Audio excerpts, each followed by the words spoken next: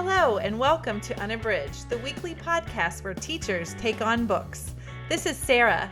Join us for bookish episodes and a monthly book club pick. This is Ashley. Find us on Instagram, Facebook, and Twitter at UnabridgedPod or go to our website, unabridgedpod.com, where the books we read are linked for purchase. This is Jen. Check out our Teachers Pay Teachers store, our Patreon page, and our newsletter. Please rate, review, and subscribe on Apple Podcasts to support us. You want opinions about books? We've got them.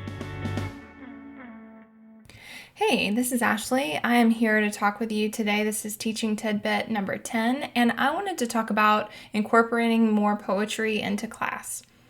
The reason I wanted to talk about this is I have found that poetry is often really intimidating for teachers and for students. When I first started teaching AP Lit, I felt very uncomfortable with the fact that a huge part of the AP Literature test focused on poetry. I did not feel particularly trained in how to teach poetry, and I also didn't feel very comfortable reading it at that point.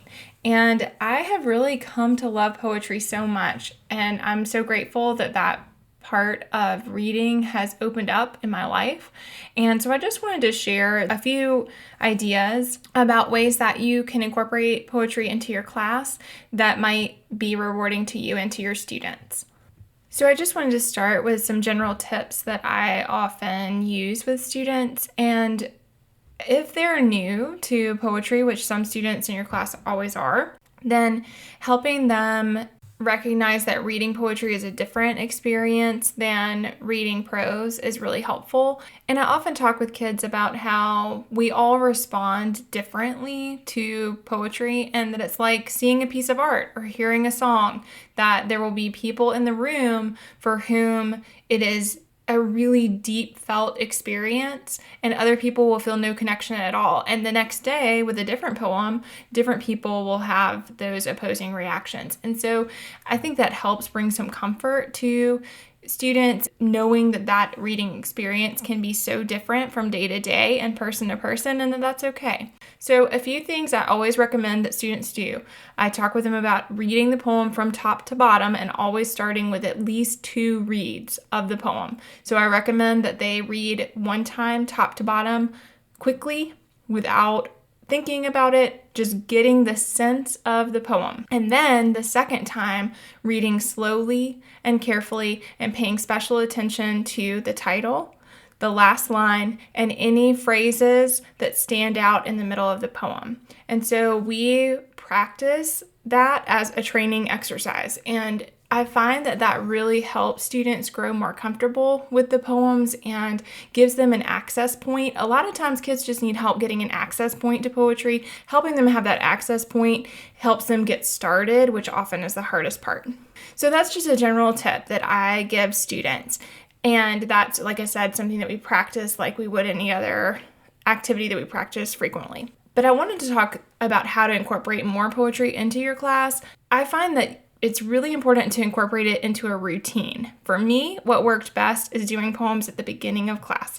That was the way that I could consistently incorporate more poetry into my class without letting it fall to the side, because it is easy to get swept up in reading longer works or reading prose and then realizing that a long time has passed. I personally am a big believer in incorporating it frequently throughout the year instead of trying to have a whole unit where you only focus on poetry. I've found that that does not help students grow the level of comfort that you want them to have, and it doesn't invite them to become readers of poetry, which is really a goal for me. So, a couple of activities.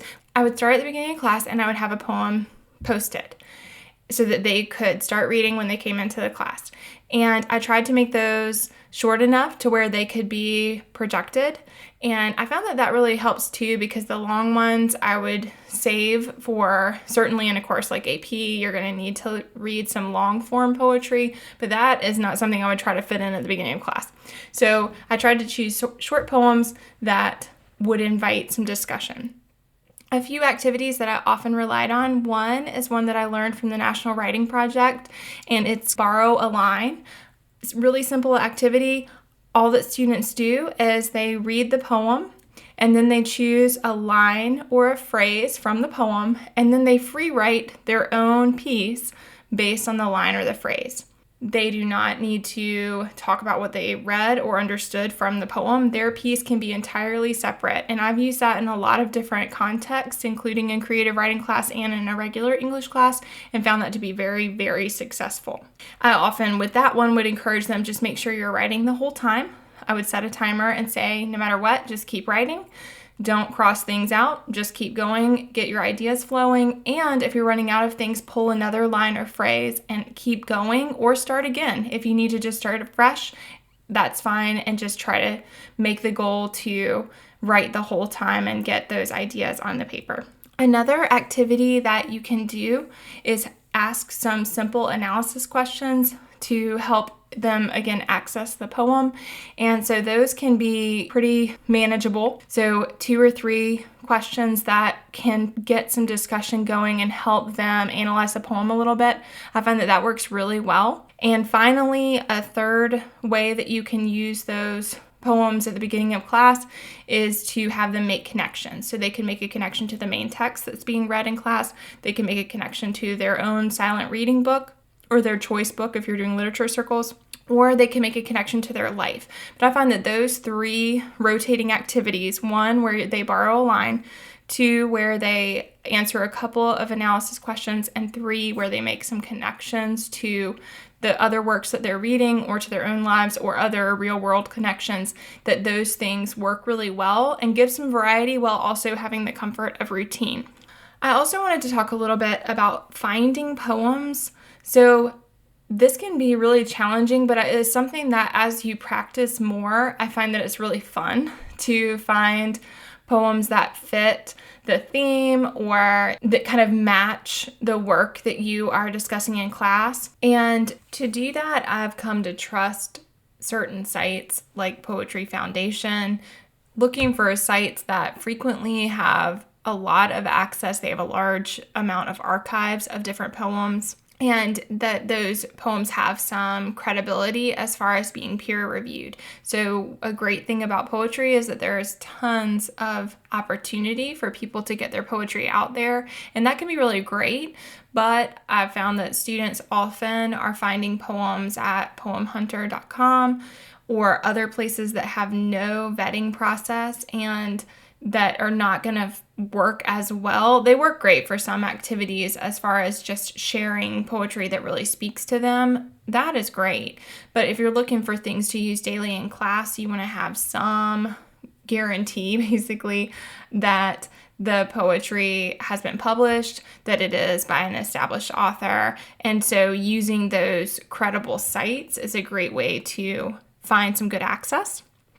Also, there are multiple places that do a daily email where you can get a poem in your inbox every day. And so that is another great option. Poetry Foundation has one of those that you can do daily. I get one daily from Academy of American Poets. That comes from poets.org. And what I love about getting that, and again, I think there are multiple places you can sign up for those daily poems, but what I love about that is it gives me a chance to see some poetry that I wouldn't see otherwise, and then I'm able to bookmark those poems and come back to them when I read something that is relevant. And so I really love that, and it just keeps poetry in my life, which again, I think, like I said about the routines, I think that's really important.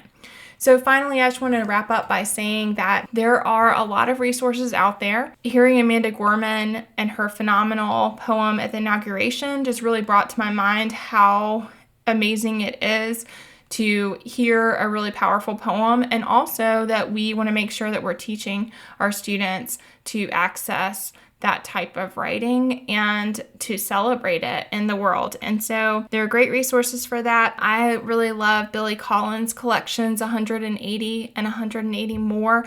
Those are made for the classroom, of course, and are a good reference. But like I said, the thing that worked best for me is I keep a folder that I bookmark a lot of different poems, and that is a way for me to have some things to reach for when I am trying to make connections to a particular text. Hope this has been helpful, and let us know what you are thinking or any questions that you have. You can find us on social media at Unabridged Pod, and thanks for listening.